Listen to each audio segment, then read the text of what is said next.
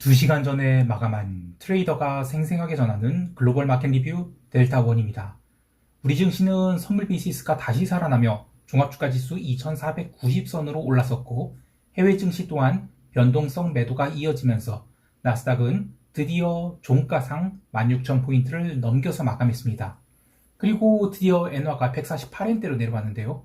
엔화 콜옵션이 나흘간 바닥에서 5더블이 나버렸죠. 시장 어떻게 보고 있는지 대응 전략 이야기합니다. 먼저 아시아 세션 갑니다. 우리 증시는 개장 초에는 의외의 눌림이 있었습니다. 선물이 331.50포인트까지 내려간 동안 시장에 특별한 이슈가 없었어요.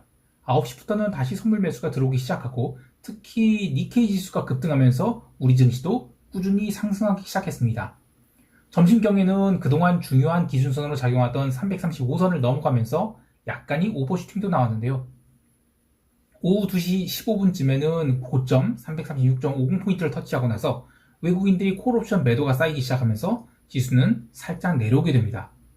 외국인들은 장중 선물 매수를 8천억 가까이 하였고 장막판에 2천억 줄이긴 했지만 일중 선물 베이시스는 다시 강세 전환돼서 프로그램 차익 매수가 1천억이 가깝게 들어오기도 했어요. 외국인들은 의외로 삼성전자는 380억밖에 매수하지 않았고요. 지난주 금요일에 상장된 에코프로 머티리얼스가 연속 상한가를 가면서 2차전지 주식들이 급등하자 어쩔 수 없이 델타 해치를 하기 위해서 선물 매수를 따라간 것으로 보고 있습니다. 참고로 요즘 12월물 주식 선물들이 저평가가 아주 심각한 상태인데요. 종목별로 현물 가격보다 10% 넘게 약세인 게 수두룩합니다. 이게 어떤 의미인지 간단히 설명하면 지금부터 한 달 뒤에 선물 가격은 현물 가격과 동일하게 결제가 되죠. 현물이 내려가든 선물이 올라가든 해서 맞춰지는 겁니다. 정부가 시장 조성자와 유동성 공급자에 한해서는 공매도를 금지하지 않았다라고 하는데 공매도 호가를 그래도 제출하기라도 하면 해당 기관에 무슨 검사라도 나갈 것처럼 압박을 주고 있죠. 그래서 저평가된 선물 사고 고평가된 현물을 매도해서 가격을 맞추려는 이런 차익거래의 흐름이 나타나지 않고 있습니다. 사실 이렇게 되면 주식을 살 사람은 굉장히 주식을 사는 게 바보인 거예요. 무조건 선물을 사야 됩니다. 왜냐면 한 달 만에 10% 이익을 주는 것인데 말이죠. 물론 여기서는 한 달 뒤에 주식이 10% 빠지면 선물을 사는 게 낫지 않느냐. 어차피 빠지는 거 다 똑같지 않냐라고 하실 수 있어요. 자, 여기까지는 일반인들 수준에서 이야기고 이번에는 조금 깊게 들어가 볼게요. 자, 선물 가격은 어떻게든 현물 가격에 맞춰져 있는 거 맞죠? 자, 이런 백오데이션 상태가 만기 며칠 전까지 유지가 될지 그게 가장 궁금한 건데요. 왜냐하면 주식 선물이 극심한 백오데이션은 다음과 같은 바스켓을 구성해서 해지를 할 수가 있어요. 자, 예를 들어 포스코 DX 개별 주식 선물을 볼게요. 이게 백오데이션 지금 마이너스 7.75%거든요. 이 종목은 또 코스닥 150 지수 내 종목이에요. 자, 그러면 포스코 DX 주식 선물 매수, 그리고 코스닥 150 지수 선물 매도, 그리고 코스닥 150 지수 내 포스코 DX 주식 빼고 나머지를 비중 맞춰 딱 매수해서 하나의 바스켓을 만드는 거예요.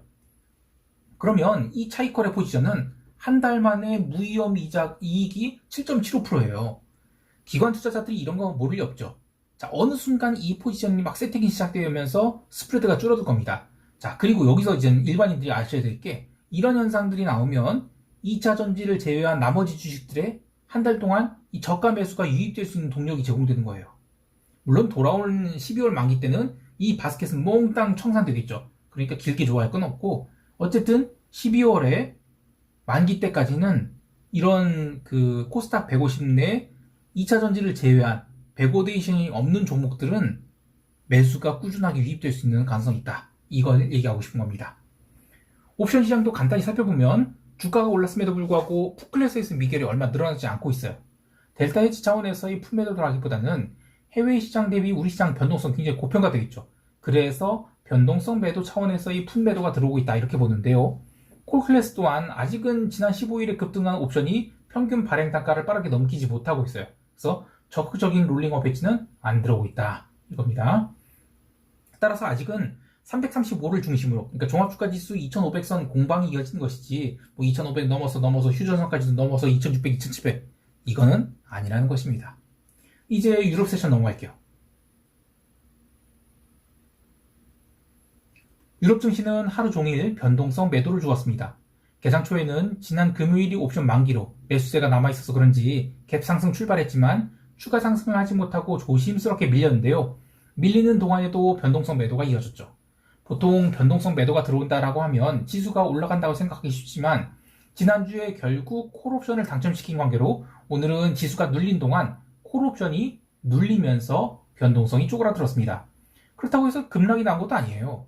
유럽 변동성 지수인 V2X 인덱스 볼게요. V2X 인덱스를 제가 어디다 놨나?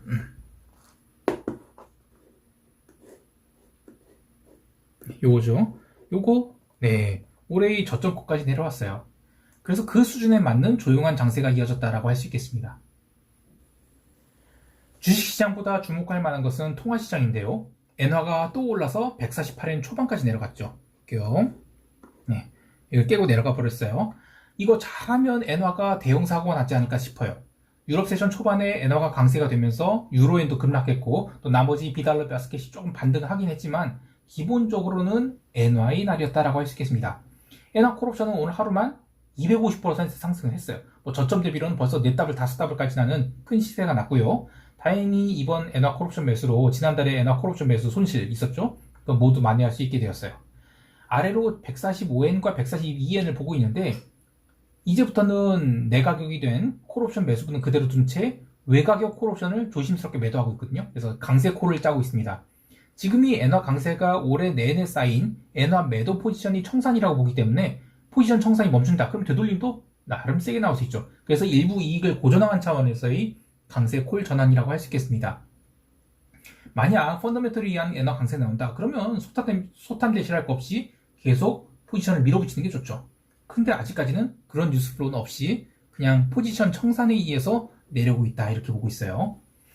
상품 시장에서는 구리가 2% 넘게 올랐습니다. 파나마 파업 사태가 계속 영향을 미치는 등 수요단에서의 회복으로 인한 상승이 아니라 그래서 추격 매수할 것은 아니다 이렇게 보고 있습니다. 기름 또한 금요일이 숏커버가 이어지면서 브렌트 기름은 83달러에 근접한 상승이 나왔는데 근데 이제 장마감 30분 남겨놓고 또 급격한 차익 실현성 매도가 나왔어요.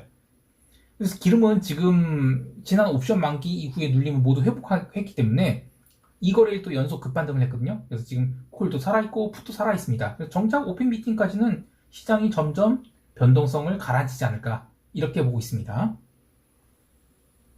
채권 시장은 새벽 3시에 미국 20년물 입찰이 있었거든요. 약간의 긴장감이 있었긴 했지만 다행스럽게도 수요가 살아있어서 상승이 나왔어요.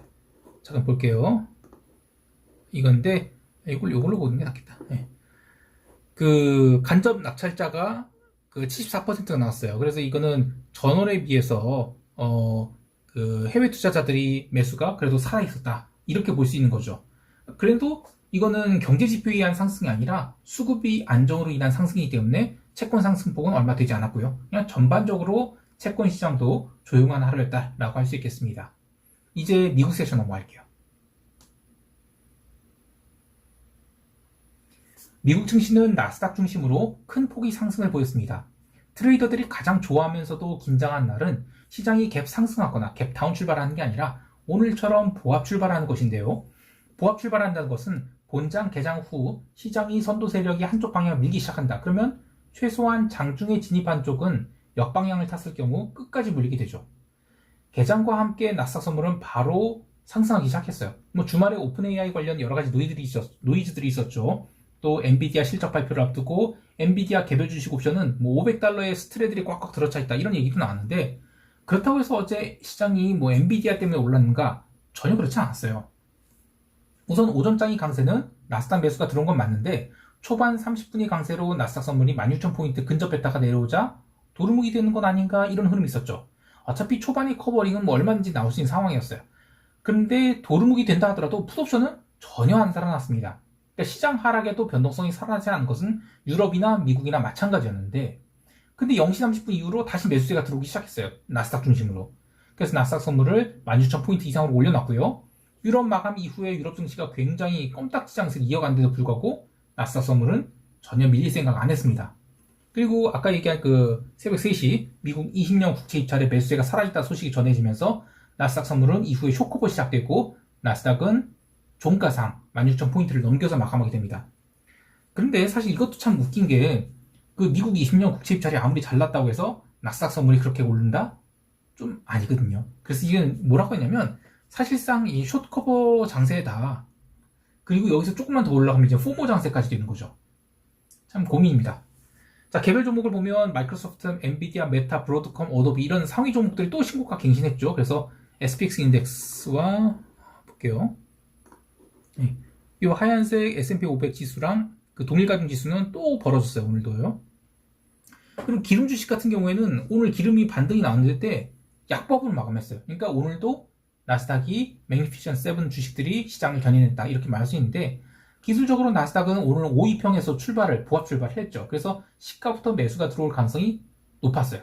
근데 조금 아쉬웠던 것은 그동안 잘 나가던 니케이 선물도 시가 부합 출발 후 강력하게 상승이 나거든요.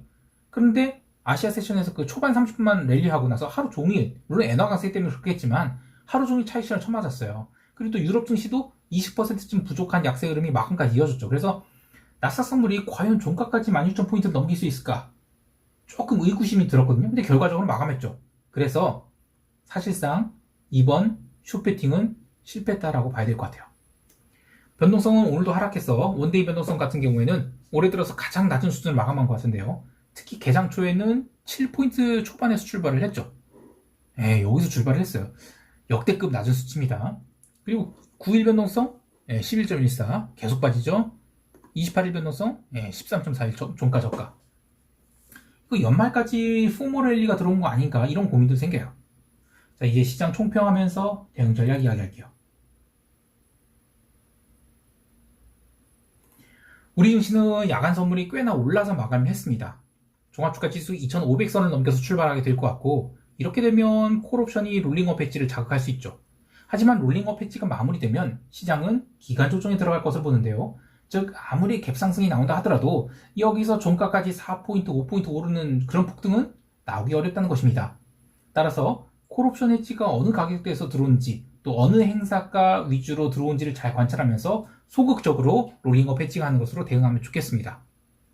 해외 시장에 대해서는 나스닥 선물 2개 추가 매도를 했는데 추세 하락을 기대하기는 좀 어렵다고 봐야 될 것 같아요. 물론 지금까지 시장 강세에 대해서 여전히 불편한 마인드 갖고 있어요. 또